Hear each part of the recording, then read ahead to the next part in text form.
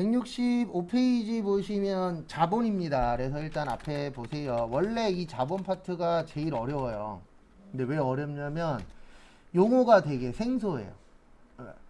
그래서 제가 봤을 때 자산부채 자본수익 비용 중에 어디가 제일 어렵냐 그러면 자본이 제일 어려운데, 저희는 다행인 게 뭐냐면 그 어려운 게 잘 안 나와요. 어려운 건 안 나오고 좀 대부분 종류 같은 거 물어보는데 그거는 그 프로그램 갖고 찾으면 돼요. 그러니까 저희 시험의 장점이 뭐냐면 이론하고 실기를 같이 봐요. 대부분 따로따로 보잖아요. 이론 따면 실기 따게끔 이렇게 되어 있는데 저희는 같이 보다 보니까 프로그램에서 찾아도 돼요.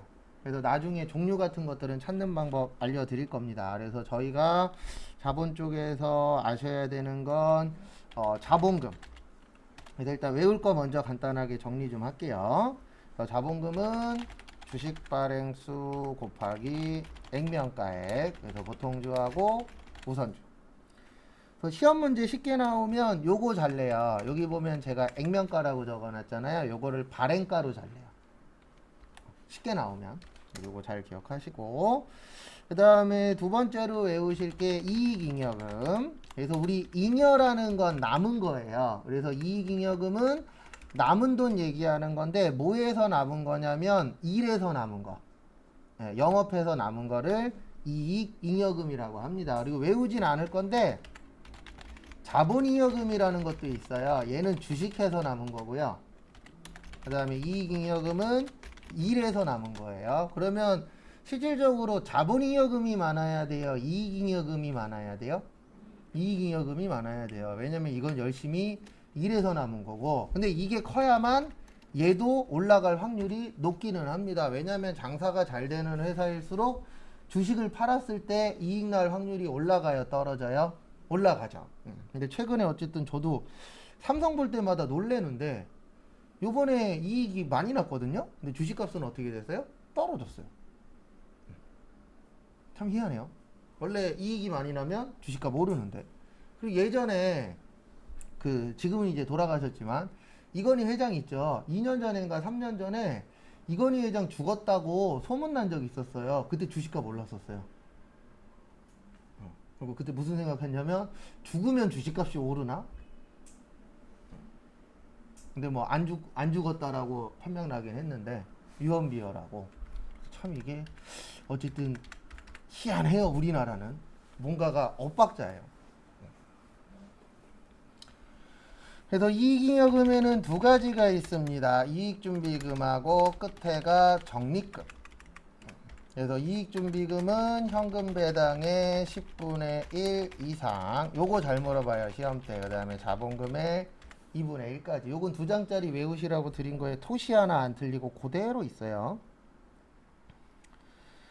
그 다음에 결손금 처리 순서. 요거는 꼭 순서대로 외우셔야 돼요.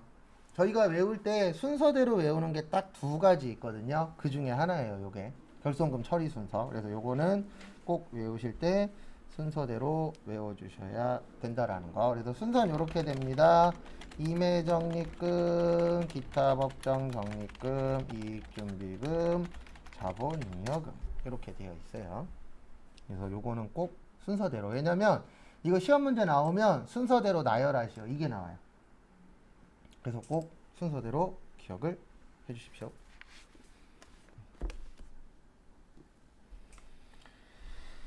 그래서 교재는 165페이지. 그래서 자본 외울 거는 요게 다예요. 그래서 자본, 그러면 우리가 제일 많이 아는 게 자본금입니다. 맞죠? 네, 왜냐면은 우리가 만약에 여러분들이 사업을 하시면 주변 분들이 오셔서 다 이렇게 물어봐요. 야, 네 돈 얼마 갖고 했어? 그 네 돈이 뭐예요? 자본이죠. 그래서 자본이 많은 게 좋은 회사입니다. 네. 부채가 많으면 돼요, 안 돼요? 안 되죠. 그래서 오늘 아침에도 인터넷 뉴스 보면서 출근하는데 앞으로 계속 나올 거예요. 깡통주택 얘기. 그 깡통주택을 70%로 본대요, 부채 비율. 그래서 만약에 3억짜리면은 2억 이상이면은 깡통주택으로 봅니다. 인천도 한 300가구 정도 된다라고 나오더라고요. 일단 신고된 거, 신고 안 된 거는 빼고. 그리고 저도 빌라 살고 있긴 한데 빌라는 조심하긴 해야 돼요. 왜냐면 빌라 같은 경우에는 100%예요. 아파트 같은 경우에는 어차피 그 대출 한도가 있기 때문에 그걸 못 넘기는데 빌라 같은 경우에는 장난치는 애들 되게 많잖아요. 뉴스에도 많이 나오고 PD 수첩 이런 데에도 나왔었는데 집주인이 진짜 집주인이 아니에요. 명의만 빌려준 사람이에요. 그래서 서울에서도 막 몇천 가구 갖고 있는 사람들, 몇백 가구 갖고 있는 사람들 보면 땡전 한 푼 없어요. 왜냐면은 집 하나 자기 이름 빌려주는데 일명 피라 그러는데 10장 줄게 그러면 1,000만 원 주는 거예요. 그래 1,000만 원 주고 자기 이름 빌려주고 어떻게 보면 일명 바지 사장 되는 거죠. 그런 케이스들이 너무 많아서 그래서 꼭 뭐 저도 지금 가입이 되어 있긴 하지만 전세보증보험 되는 데만 가시라고. 그리고 만약에 전세보증보험 안 되는 데 들어갈 경우에는 월세로 사는 게 돈을 덜 날릴 확률이 있다고. 왜냐면 기본적으로 전세 들어가면 못해도 1억은 넘잖아요. 근데 그거 나중에 잘못하면 아예 못 받을 수도 있죠. 근데 실질적으로 월세로 들어가게 되면은 그 월세 비용만 날리면 되니까. 이라고 얘기하는 전문가들도 있어요. 그러니까 결론은 터지긴 터질 거예요. 왜냐면 요즘 전문가들이 많이 바뀌었어요. 과거에는 무조건 오른다, 오른다, 오른다 그랬다가 요즘엔 전문가들이 뭐라 그러냐면 이렇게 얘기하잖아요. 아, 저거 바람 때문에 그래요. 요즘엔 이렇게 얘기하잖아요. 보합세. 그러니까 지들도 모르겠다. 오를지 떨어질지. 요즘 완전히 바뀌었어요. 전문가들도 과거에는 오른다, 오른다, 오른다 했던 놈들도 그래서 제가 제일 싫어하는 이름 중에 하나가 박원갑이라고 있어요. TV 대빵 많이 나오는 아저씨. 그 아저씨 맨날 오른다 그러죠. 왜냐면 전문가라는 사람들이 다 부동산으로 돈 버는 사람들이에요. 그러면 어떤 바보가 내가 만약에 부동산으로 돈 버는 사람이야. 인터뷰 왔어. 뭐라 그럴 거예요? 떨어진다 그럴 거예요? 떨어진다 그러면 나 망하는데? 근데 그런 사람들이 모르겠다라고 할 정도면 진짜 모르겠는 거예요. 오르지 떨어질지. 근데 어쨌든 오르길 전 빌고 있어요. 참고로 전 집 없어요. 근데 오르길 빌고 있는 이유는 하나예요. 떨어지면 큰일 나니까. 그래서 거기 보시면 주식회사의 설립은 볼 거 없고요. 다음 페이지로 넘어갈게요. 쓸데없는 건 안 볼 겁니다. 거기 위쪽에 보시면 주식회사의 자본금이라고 있죠. 그래서 발행주식수 곱하기 무슨 금액이요? 액면금액. 그래서 그거 좀 잘 보시고요. 그 다음에 거기 밑에 보시면 할증 발행이라고 있습니다. 166페이지에 보시면 무슨 발행이요? 할증 발행. 할증 발행은 요거예요. 주식 발행 초과금. 그래서 주식 발행 초과금의 뜻이 주식을 비싸게 발행하는 걸 주식 발행 초과금이라고 합니다. 그래서 일명 주식으로 이익 본 거예요. 그러니까 우리가 이럴 수 있잖아요. 10,000원짜리를 20,000원에 팔았어. 이럴 수 있어요? 없어요? 있죠. 네. 그 다음에 그 밑에 보시면 싸게 파는 걸 할인 발행이라고 합니다. 할인 발행은 주식 할인 발행 차금. 근데 보시면 아시겠지만 일반적인 것보다는 명칭이 좀 어때요? 네, 어렵게 되어 있어요. 그거는 참고하시고.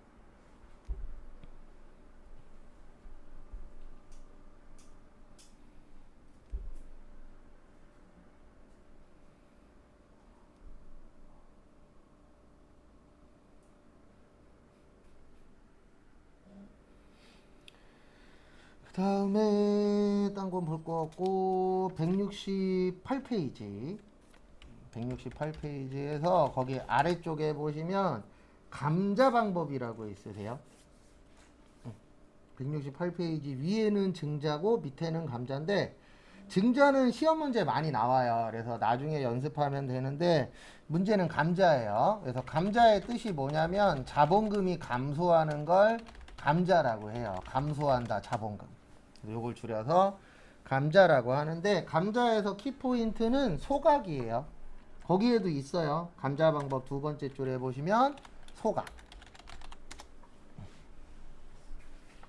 우리 학교 다닐 때 소각장이라고 들어본 적 있어요? 없어요?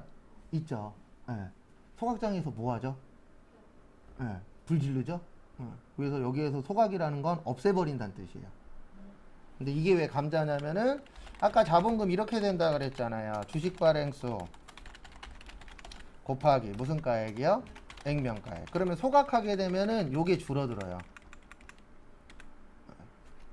그러면 발행수가 줄어들면은 자본금도 어떻게 되죠? 줄어들겠죠. 그래서 이거를 뭐라 그래요? 감자라고 해요. 그래서 시험 문제에 소각이 나오면 일단 요게 기억나야 돼요. 감자. 근데 이게 어려운 이유는 뭐냐면 잘 안 내요. 거의 이제 100회 다 됐는데 지금까지 나온 적이 한 3, 4번 정도밖에 안 돼요. 그래서 그렇게 자주 나오는 내용은 아닙니다. 그리고 증자는 많이 나와요. 그래서 요거는 나중에 또 별도로 연습을 할 겁니다. 그 다음에 쭉 넘어가셔서 필요 없는 건 안 볼 거예요. 그리고 일부는 암기로 좀 대체를 할 겁니다. 171페이지. 기타 포괄 손익 누계 얘기라고 있으세요. 거기에서 두 번째 줄 끝쪽에 매도 가능 증권 평가 손실이랑 매도 가능 증권 평가 이익이라고 있습니다. 그거 좀 잘 봐두세요. 이거 시험 문제 진짜 잘 나오는 내용 중에 하나예요.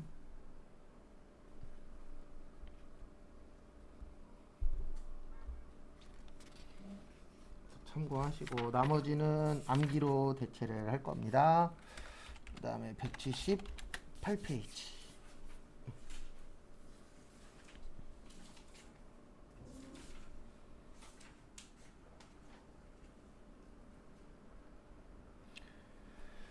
(178페이지) 보시면 기업의 결산, 그래서 결산 나오면 이렇게 기억하십시오. 12월 며칠이요? 31일. 그래서 전산회계 1급에서는 3문제 나오고요. 그 다음에 전산세무 2급에서는 5문제 나와요. 근데 이거는 나중에 저희가 하루 정도, 하루 넘을 수도 있고 하루 안 걸릴 수도 있어요. 어쨌든 날짜를 해서 따로 연습을 할 겁니다. 근데 왜 따로 연습을 하냐면은 어려워요. 어렵습니다. 근데 왜 어렵냐면 이해를 해야 돼요. 그래서 이런 분들이 있어요. 어떤 분들이 있냐면 그분이 잘못된 건 아닌데 저한테 이렇게 얘기하시는 분이 있어요. 아우 저는 이해력은 좋은데 암기력은 떨어져요. 이해력도 안 좋아요. 근데 왜 이해력도 안 좋냐면 그 이해한다는 게 내가 아는 걸 이해하는 거예요. 근데 우리 회계 처음 하죠. 예, 이게 이해력이 좋아야 할 수 있거든요. 이거 잘 못해요. 근데 왜 못하냐면 안 익숙하니까. 이해력이 나쁜 게 아니고 제가 봤을 때 이해력이 좋다 나쁘다의 큰 차이는 나한테 익숙하냐 안 익숙하냐 그게 제일 커요. 근데 우리 회계 자체가 대부분 다 안 익숙하잖아요. 그래서 결산할 때 보면 이해력이 좋다라고 얘기하신 분들도 잘 못하고 암기로도 풀 수 있기는 해요. 그래서 나중에 알려드리긴 할 겁니다. 그래서 이쪽 파트 잘 하셔야 돼요. 특히 회사 가셔서. 그래서 제가 첫날 설명드렸지만 이거 잘하면 공부 때 말고요. 회사 가서 누가 결산 알려준다 그러면 꼭 배우세요. 왜냐면 이거를 할 수 있어야 돈을 더 벌 수 있습니다. 돈 많이 벌고 싶으시면 방법은 하나밖에 없어요. 남들 못하는 거 할 줄 알면은 내 월급은 어떻게 돼요? 올라갑니다. 근데 남들 할 줄 아는 것만 할 줄 알아. 그러면 월급 안 올라가요. 취업은 될 수 있는데 남들 할 줄 아는 것만 알아. 그러면은 조금 애매해지긴 합니다. 왜냐면 이 사람 나가도 대체할 사람 있어요, 없어요? 있어요. 그래서 진짜 내가 몸값을 올리고 싶어, 돈 많이 벌고 싶어 그러면 남들 못하는 거 할 줄 알면 좋아요. 근데 되도록이면 합법적인 걸로 하십시오. 종종 보면 불법적인 얘기하시는 분들 계시는데 그건 힘든 얘기고. 189페이지 재무제표의 작성.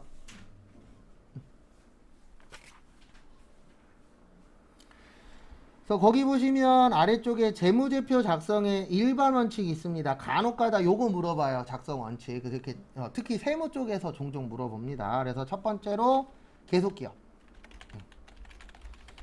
그래서 우리는 사업을 할 때 올해만 하고 망할 거다라고 생각하는 거예요. 계속할 거라고 생각하는 거예요. 계속할 거라고 생각하고 격리 직원을 둬서 작업을 하는 거잖아요. 근데 올해만 하고 망할 거면은 격리 직원 둘 필요도 없어요. 예. 그 다음에 계속 작성할 필요도 없죠. 근데 우리가 이제 일반적으로 계속 기업이라는 전제 하에 보는 거죠. 그 다음에 재무제표의 작성 책임과 공정한 표시라고 있는데요. 거기 밑에서 저기 경영진에다가 밑줄 좀 쳐주세요. 요거 시험 문제 3번 나온 적 있어요. 근데 뭐 대단한 건 아니고 요게 뭐냐면은요 저거 얘기하는 거예요. 뭐 얘기하는 거냐면 그 재무제표 작성하잖아요. 그러면 책임은 누가 지는 거예요? 경영진에서 지는 거예요. 근데 시험 문제 뭐라고 나오냐면 회계 담당자. 네, 회계 담당자는 책임질 거는 하나밖에 없어요. 뭐냐면 삥땅 쳤을 때. 네, 그럴 때에는 책임져야 되지만 일반적인 책임은 누가 지는 거예요? 경영진이 지는 겁니다. 그래서 경영진이 월급 많이 받죠. 근데 많이 받는 이유 있어요? 없어요? 있어요. 왜냐면 처음부터 자기들이 노력했으니까. 노력을 안 했다는 거 아니에요. 그리고 직원보다 힘들어요. 특히 지금 같은 시기에. 장사 잘 될 때는 직원들이 사장님 안 좋게 볼 때도 있어요. 왜냐면 장사 잘 되는데 우리 월급 안 올려줘. 이렇게 생각할 수 있는데 장사 안 되거나 그럴 때는 제일 힘든 사람이 경영진이에요. 왜냐면 돈은 덜 들어오는데 나가는 거는 기본적으로 나가는 건 똑같잖아요. 그래서 사업하시는 분들이 가장 많이 하는 얘기가 뭐예요? 사업하지 마. 근데 그래 놓고선 본인은 계속 사업합니다. 근데 사업하면 이건 제 개인적인 생각인데 일반적으로 회사 생활 제가 봤을 때 하기 힘들어요. 왜냐면 사업 잘 되면 몇 천만 원, 몇 억 벌 수 있잖아요. 근데 직원으로 해서 잘 되면 그냥 똑같이 받는 거예요. 그래서 대표적인 게 그 뽀로로 아시죠? 뽀로로 만든 사람 직원이었었잖아요. 거기 땡전 한 푼 못 받았대잖아요. 네, 뽀로로 그렇게 돈을 많이 벌었는데도. 왜냐면 우리나라는 만든 사람이 가지는 게 아니고 회사가 갖도록 되어 있어요. 그래서 우리나라 같은 경우에는 회사 직원으로 해서 뭔가 성공을 했어. 그러면 그거 다 누가 가져가는 거예요? 회사가. 근데 외국 같은 경우에는 개인한테 주기도 한다 그러더라고요. 그래갖고 그 뭐냐 뽀로로 그거 만드신 분 2번인가 3번 TV에 나왔었어요. 뭐 받았냐 그랬더니 조금 받았다고. 근데 진짜 조금 받았다 그러더라고요. 금액은 얘기 안 하는데 우리가 생각하는 것보단 적대요. 그 다음에 재무제표 항목의 구분과 통합 표시, 요거는 일명 중요성이라고 해요. 그래서 중요성이라고 하는데 뭐냐면 중요하면은 따로 처리하는 거예요. 근데 덜 중요하면은 뭐 하는 거예요? 합치는 거예요. 그 합치는 것 중에 대표적인 게 우리가 외운 게 이거 있었죠. 현금 및 현금성 자산, 그 다음에 매출 채권, 매입 채무. 얘네들을 통합 계정이라고 그래요. 얘네는 혼자가 아니잖아요. 여러 개들을 뭐 한 거예요? 합친 거예요. 근데 왜 합쳐도 되냐면 회계에서 봤을 때 얘네들은 덜 중요해. 그리고 합쳐도 사람들이 이해하는데 크게 문제가 있다 없다? 없다 라고 보는 거예요. 근데 이거는 합치면 안 돼. 그러면은 따로 표시하셔야 돼요. 그걸 중요성이라고 하는데 이 중요성이 뭐냐면 간단하게 이렇게 생각을 하시면 돼요. 어떻게 생각을 하시냐면은 금액의 대소관계. 그래서 금액이 크면은 중요하다라고 보는 거예요. 근데 금액이 작으면 어떻게 보는 거예요? 덜 중요하다. 이렇게 보는 겁니다.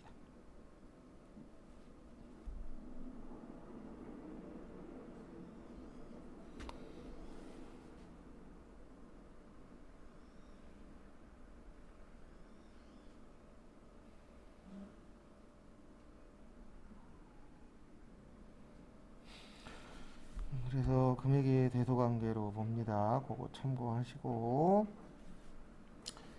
그 다음에 비교 재무제표의 작성이라고 있으세요. 그래서 뭐를 비교하는 거냐면 올해 거하고 작년 거하고 비교하는 거예요. 다른 회사하고는 비교할 수 있어요? 없어요? 없어요. 왜냐면 인원수도 다르고 하는 일도 다르고 똑같은 대기업들끼리도 비교 안 하잖아요. 그냥 이런 거는 하죠. 삼성 얼마 벌었고 SK 얼마 벌었대. 이 정도는 하지만 세부적인 건 비교할 수가 없어요. 왜냐면 직원 수도 다르고 만드는 것도 다르고 파는 금액도 다르고 다 다르잖아요. 그 다음에 시험 때는 안 중요한데 실무에서 중요한 게 그 다음 페이지 보시면 계속성이 있어요.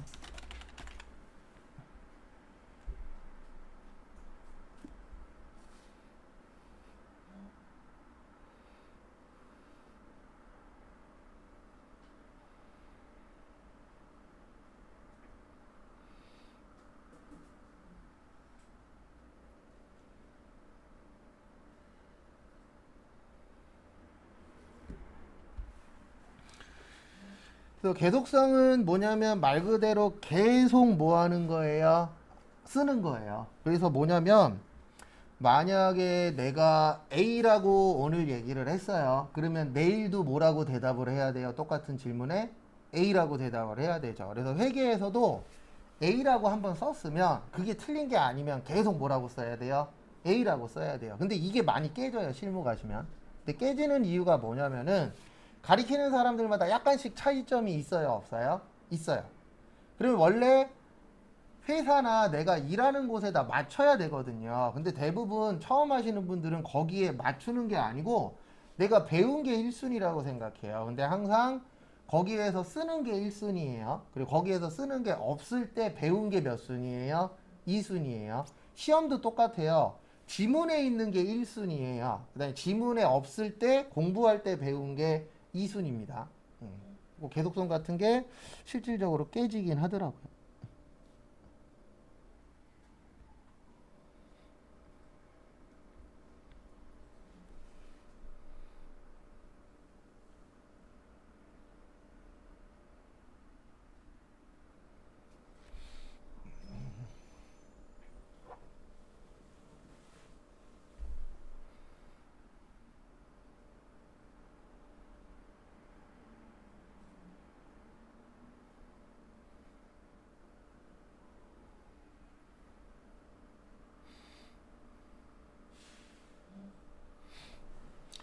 그다음에 재무상태표하고 손익계산서, 그러니까 190페이지하고 192페이지.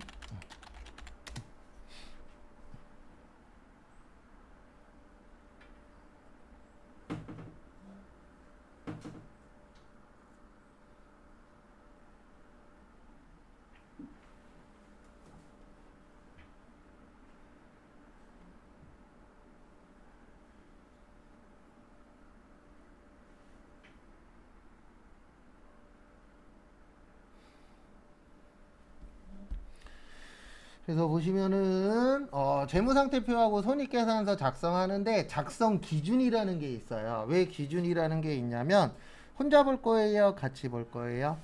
같이 보는 거죠. 같이 보는 거는 무조건 기준이 있습니다. 근데 혼자 보는 건 기준이 필요가 없어요. 그래서 가계부는 대부분 혼자 보죠. 그래서 가계부는 만약에 10명이 쓴 거 10명 거 다 펴놓고 보면은 10명 다 어때요? 달라요. 근데 그럴 수밖에 없는 게 혼자 보니까. 근데 우리 회계는 같이 보는 거잖아요. 그래서 10군데 거 펴놓고 보면은 비슷한 내용들이 많아요, 적어요? 많아요. 그래서 우리가 재무상태표나 손익계산서 만들 때에도 기준이 필요하다라고 되어 있는데 재무상태표하고 손익계산서는 총액주의예요. 이건 나중에 이론 문제 풀이할 때 또 적어드리긴 할 겁니다. 그래서 총액주의가 뭐냐면 총금액으로 쓰란 얘기예요. 그래서 총금액으로 쓰는데 자본만 상계 처리합니다. 이건 외우진 않을 거예요. 왜냐면 그렇게 자주 나오진 않아요. 그 다음에 구분해서 표시하라고 되어 있습니다. 왜냐면 이게 재무상태 표죠. 우리가 표 만드는 이유가 뭐예요? 표시하기 뭐하니까? 편하니까. 그 다음에 손익계산서는 구분해서 계산해라. 그 다음에 유동성 배열법이라는 게 있어요. 그래서 제가 항상 적어드릴 때 유동 먼저 쓰죠. 그 다음에 뭐 쓰죠? 비유동.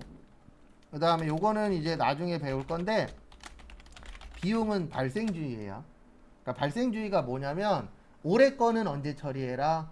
올해. 내년 건 언제 처리해요? 내년에. 당연한 얘기죠. 근데 이 당연한 게 공부가 되면 어렵습니다. 그러니까 우리가 이런 건 말로는 이해하잖아요. 올해 건 당연히 언제 처리해야 돼요? 올해 처리해. 내년 건 언제 처리해요? 내년에 처리해. 그 다음에 우리 몇 년 기준으로 많이 보죠? 1년 기준.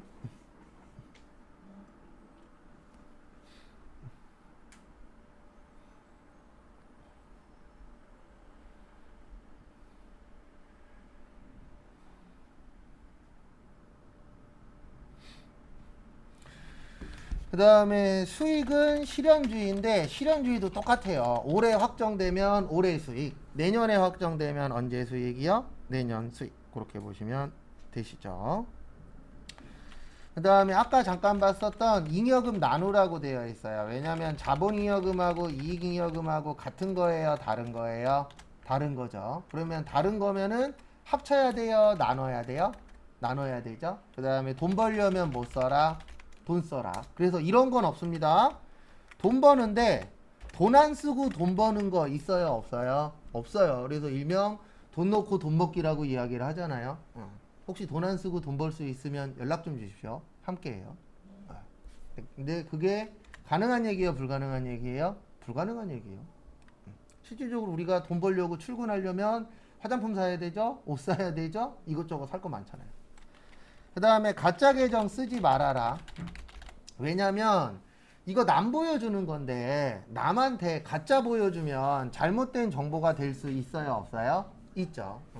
근데 모르겠어요. 저는 솔직히 우리나라 회계 정보를 그렇게 썩 믿지는 않아요. 왜냐면 장난치는 것들이 워낙 많아서. 많아요, 진짜로. 근데 어쩔 수 없어요. 왜냐면 장난 안 쳤다가 우리 회사 안 좋은 회사입니다 이렇게 낙인 찍혀버리니까.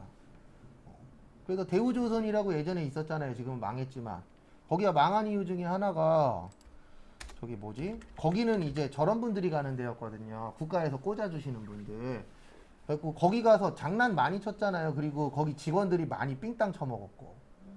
그래서 대우조선 맞을 거예요. 아마 제 기억으로. 거기에서 역대 최고로 삥땅 치신 분이 욕 엄청 먹었어요. 여자분들한테.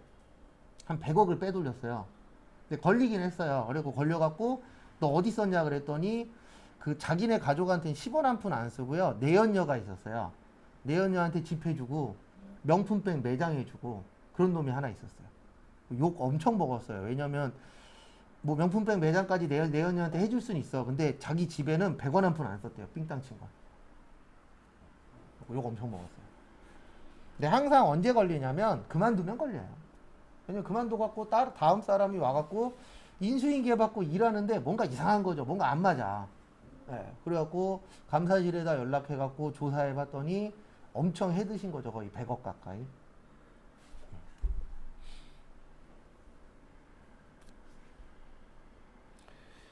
그 다음에 저건 나중에 문제풀이 할 때 한 2번 내지 3번 정도 적어 드릴 겁니다. 그 다음에 202페이지 지금부터 원가 얘기해 볼 거예요.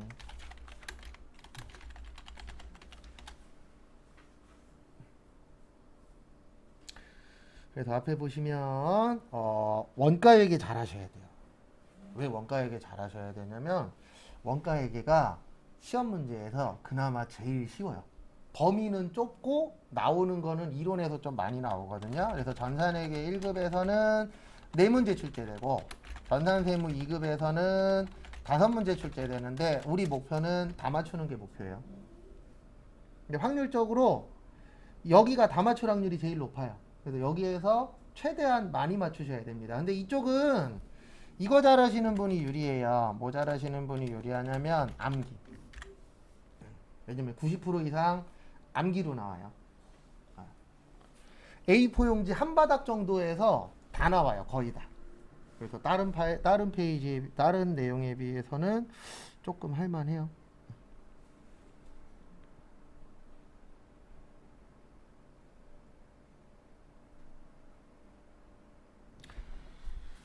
그래서 그 2장짜리 외우시라고 드린 거 보시면 되세요. 그래서 보시면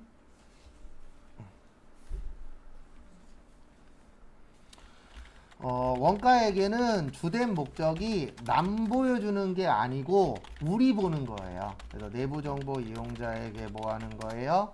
정보 제공. 왜냐면 원가 중요한가요? 안 중요한가요? 중요하죠. 왜냐면 원가가 얼마냐에 따라서 우리 회사가 남는 금액이 바뀌게 되잖아요. 그래서 거의 모든 제조회사가 열심히 노력하는 것 중에 하나가 싸게 만드는 거예요. 똑같은 물건이더라도. 왜냐면 100원이라도 싸게 만들어야 내가 가져갈 수 있는 금액이 어떻게 돼요? 올라가죠. 그래서 백종원 씨가 제일 좋아하는 단어 중에 하나가 박리담이에요. 그래서 저기 골목 식당에서 메뉴 하나 만든 다음에 거기 사장님이 금액을 뭐 500원 내렸어요. 아니면 금액은 똑같이 갈 거예요. 그러면 박수 치잖아요. 왜요? 백종원 씨가 생각하는 거는 근데 잘못된 게 아닙니다. 그 방법도 맞기는 한데 요즘에 그 방법이 덜 먹힌다 그래요. 과거보다는. 그래도 백종원 씨도 이제 전략을 바꿨잖아요. 최근에 신문에 나왔었는데 뉴스에 나왔었는데 신문이었나? 어쨌든 저기 뭐지? 좀 비싼 프랜차이즈를 만들 예정이래요. 그리고 한우 곱창으로 해서 하나 만들겠다고. 근데 곱창 비싸잖아요. 근데 곱창 비싼 이유 중에 하나 아세요? 곱창 비싼 이유 중에 하나가 이거 한 10년 전인가? 예. 뉴스 추적인가 뭐 그런 프로에 나왔었는데 그 어떤 협회가 하나 있대요. 곱창 관련된 협회가 아무것도 안 하고 유통 단계에서 1,000원인가 5,000원 1,000원인가 2,000원 빼먹는데요. 아무것도 안 해요. 그냥 가만히만 있거든요. 그 협회 자체가 하는 거 아무것도 없어요. 아무것도 없는데 유통 단계에서 거기에다가 1,000원인가 2,000원 수수료를 줘야 된대요. 그래서 곱창이 비싼 이유 해갖고 한번 나온 적이 있었어요. 그 이유가 뭐 유통 단계 때문에도 있지만 그 유통 단계 중에서 쓸데없는 협회가 하나 딱 걸쳐 있대요. 그래서 거기는 진짜 아무것도 안 하고 가만히 있는데 한 마리 잡는 대당이었나 1kg당이었나 어쨌든 한 1, 2천 원씩 무조건 내야 된대요. 그거 안 내면은 유통 자체가 안 된다고. 근데 항상 보면은 빼먹는 사람 있어요, 없어요? 있어요. 어디든 다. 그런 사람들이 돈 버는 거예요. 실질적으로. 또 앞으로는 아마 더 열심히 일하는 사람이 줄어들지 않을까. 열심히 일하는 분들도 있긴 하겠지만. 원가에게는 내부 정보 이용자한테 정보 제공하는 거고요.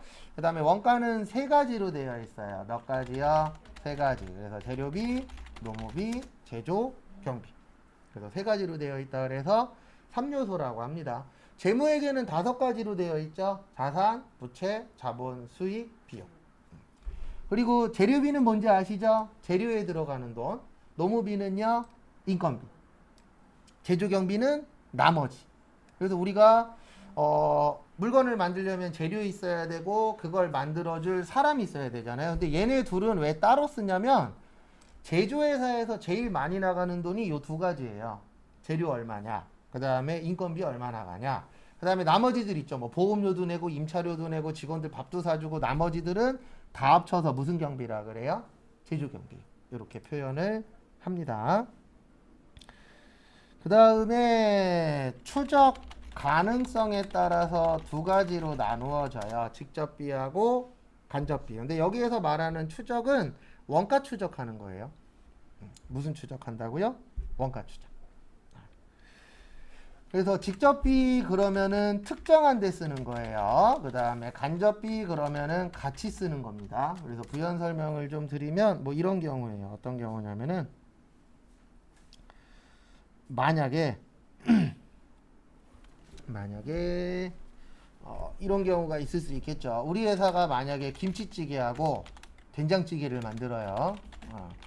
근데 김치찌개에다가는 고추장 넣고 된장찌개에다는 된장만 넣어.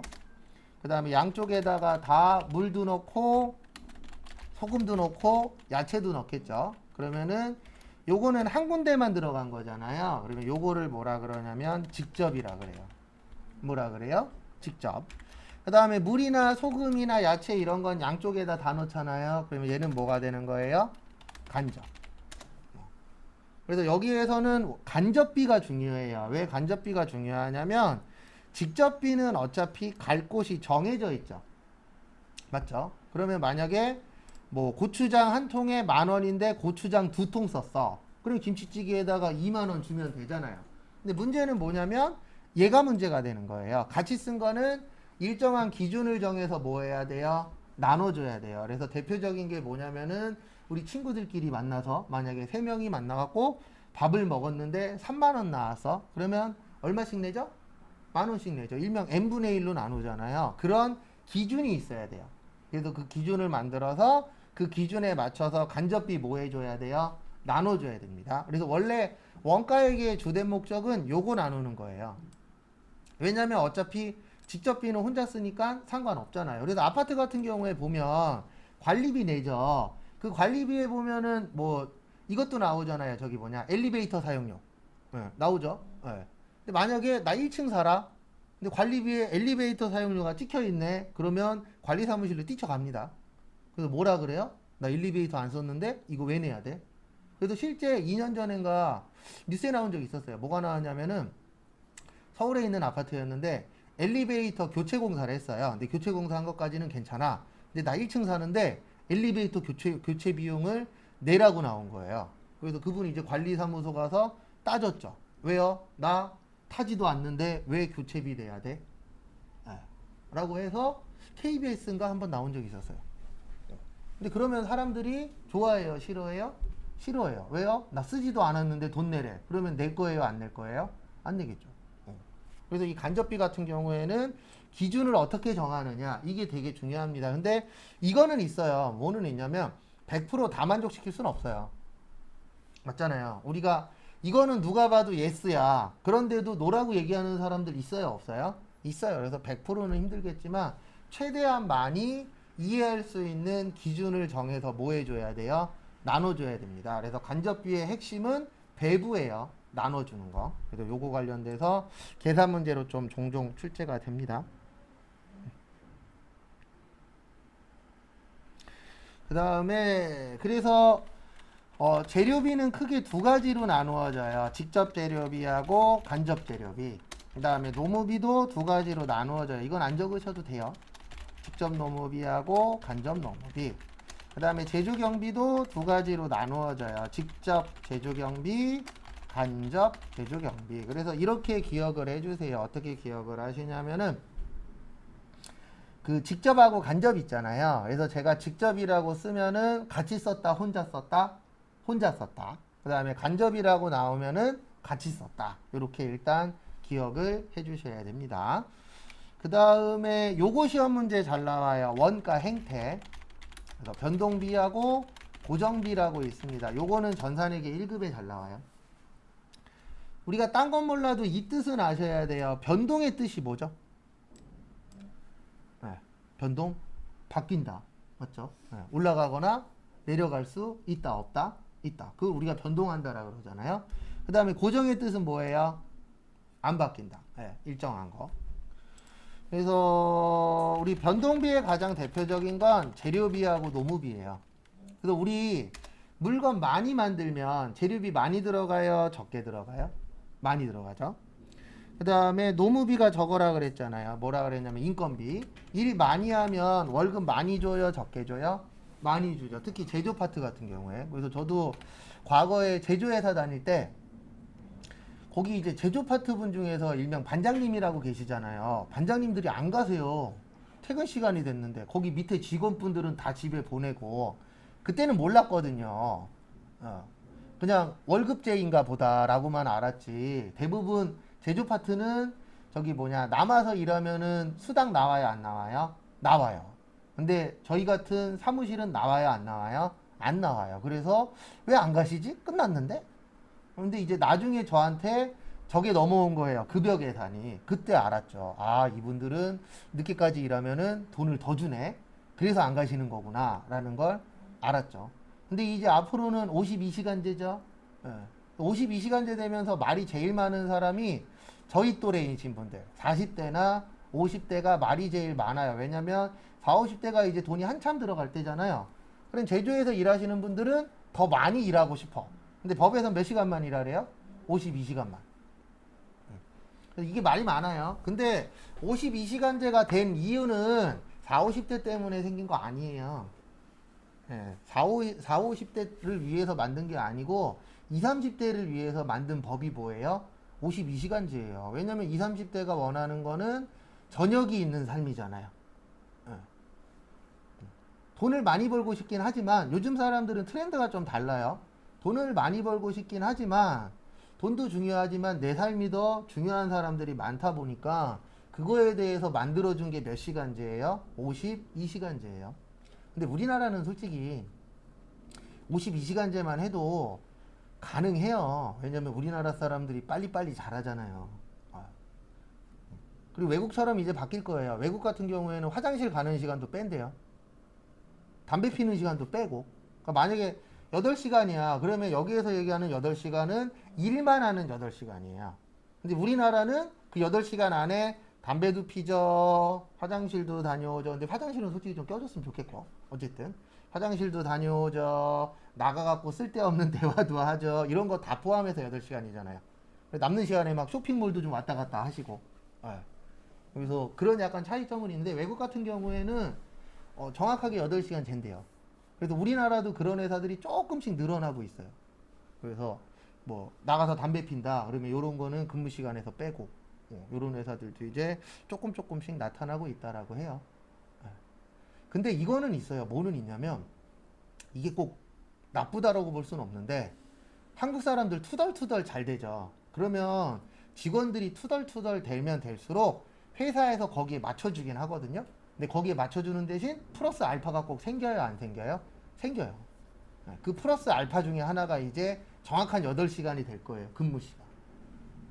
지금 막 담배 피는 시간도 포함이잖아. 이런 거 이제 하나씩 다 빼버릴 거예요. 회사에서도. 왜냐면 담배 피는 게 근무 시간이 아니라고 볼 수도 있어요, 없어요?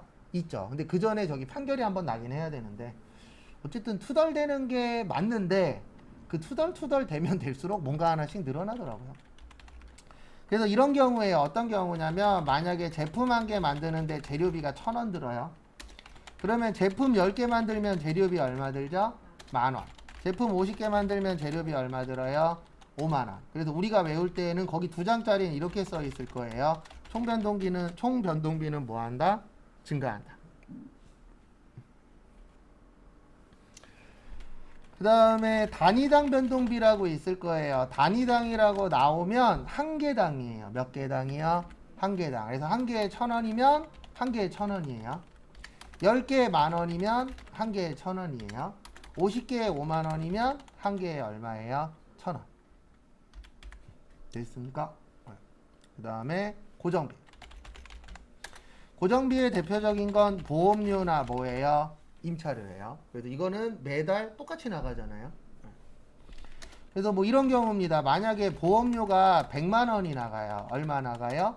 100만 원. 그러면 제품 한 개를 만들어도 보험료는 얼마죠? 100만 원. 제품 10개를 만들어도 보험료는 얼마예요? 100만 원. 제품 50개를 만들어도 보험료는 얼마예요? 100만 원. 그래서 총고정비는 뭐하다? 일정하다.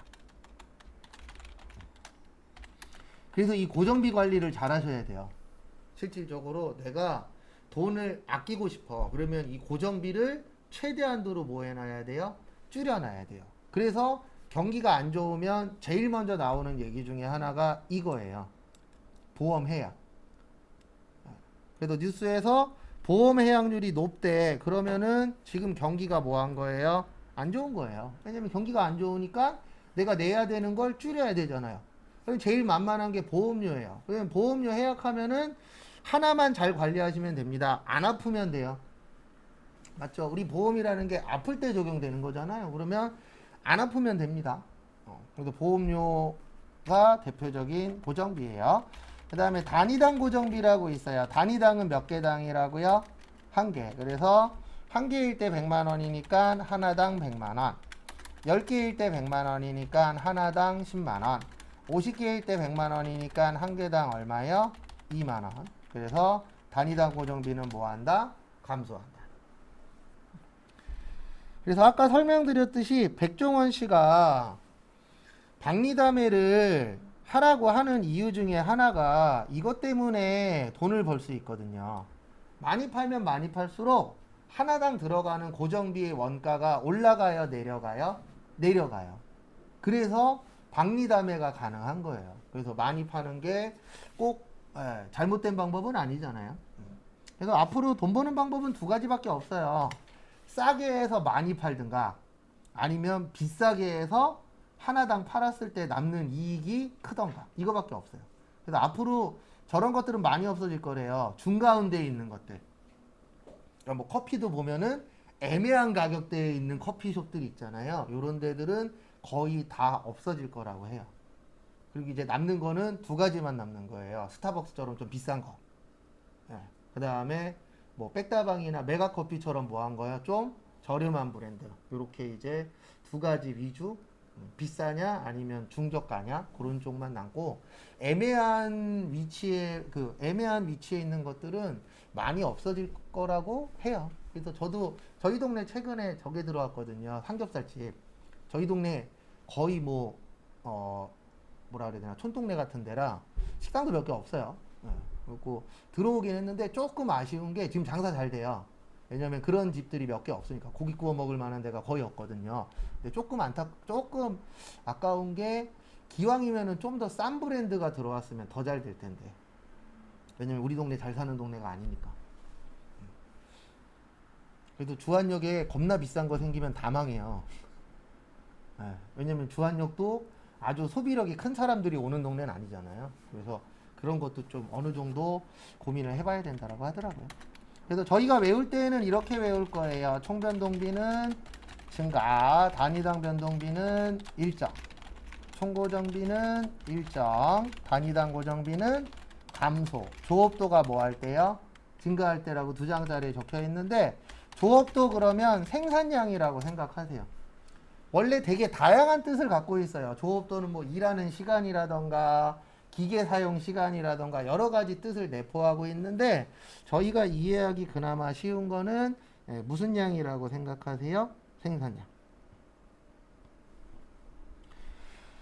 그 다음에 준변동비라고 있어요. 요거는 다른 말로 혼합원가라고 하는데, 변동비도 있고 고정비도 있어요. 그리고 무슨 요금이요? 기본요금.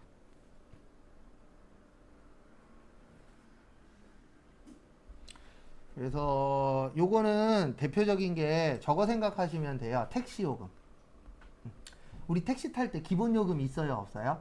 있죠. 기본 요금까지는 똑같아요. 근데 기본 요금 넘어가면 어떻게 되죠? 올라가죠. 네. 그 다음에 핸드폰 요금도 똑같아요. 핸드폰 요금도 기본 요금까지는 똑같잖아요. 근데 기본 요금, 그러니까 무제한이신 분들 빼고 기본 요금 넘어가면은 그 다음부터는 가격이 어떻게 되죠? 올라가죠. 그런 것들을 무슨 변동비라 그래요? 준변동비. 그 다음에 준고정비라고 있어요. 요거는 일정 구간. 그래서 일명 계단형이라고 합니다. 그래서 이게 무슨 뜻이냐면, 이런 경우에 어떤 경우냐면, 만약에 직원 100명당 한 명의 근로감독관이 필요해요. 몇 명이 필요해요? 한 명. 근데 이 근로감독관의 월급이 만약에 300이야. 그러면 직원 100명까지는 근로감독관 한 명만 있으면 되죠. 그러면 300만 원만 나가면 되는데, 100명이 넘어가면 근로감독관이 몇 명 필요해요? 2명 필요해요. 근데 그 2명이 필요한데, 한 명당 300이니까 2명이 되면 300에서 얼마가 되는 거죠? 600. 이런 식으로 구간별로 나눠지는 거예요. 그래서 1부터 100까지는 300만 원, 101부터 200까지는 600만 원, 201부터 300까지는 900만 원. 이렇게 구간별로 나누어지는 걸 뭐라 그래요? 준고정비. 그 다음에 보실 게 저거 준고정비까지 됐고, 그 다음에 기초원가 또는 기본원가 있어요. 공식 두 개만 더 보고 쉽게요. 그래서 직접 재료비 더하기 직접 노무비. 그 다음에 가공원가 또는 무슨 원가요? 전환원가. 직접 노무비 더하기 제조 간접비.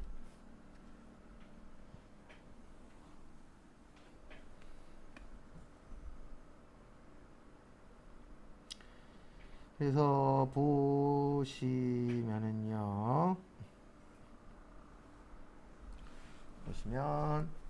기초원가가 왜 재료비하고 노무비냐면, 이 원가회계는 제조회사예요. 무슨 회사라고요? 제조회사. 그러면 제조회사에서 기본적으로 물건을 만들 때 필요한 게 재료비 필요해요? 필요 없어요? 필요하죠. 그 다음에 노무비 필요해요? 필요 없어요? 필요하죠. 그래서 우리가 물건 만들 때 가장 기본적인 게 재료하고 사람이 필요하잖아요. 그래서 이게 가장 기초적인 거다, 기본적인 거다. 그래서 기초원가 또는 무슨 원가라 그래요? 기본원가. 그 다음에 가공원가. 우리 제조회사기 때문에 이 재료가 있으면 이 재료를 가지고 가공을 하셔야 돼요. 뭐를 하셔야 돼요? 가공. 근데 그 가공할 때 필요한 게 뭐냐면 사람 필요하죠. 그 다음에 여러 가지 돈들 들어가잖아요. 그 여러 가지 돈들을 다 합쳐서 제조 간접비라고 합니다. 그래서 제조 간접비는 이렇게 구해요. 간접 재료비, 간접 노무비, 간접 경비. 그래서 간접비들끼리 더한 걸 뭐라 그래요? 제조 간접비라고 표현을 합니다. 이렇게 구성이 되어 있어요. 그래서 잠깐 쉬었다가 10시 35분에 교재 보면서 한 번 더 간단하게 설명드리도록 하겠습니다.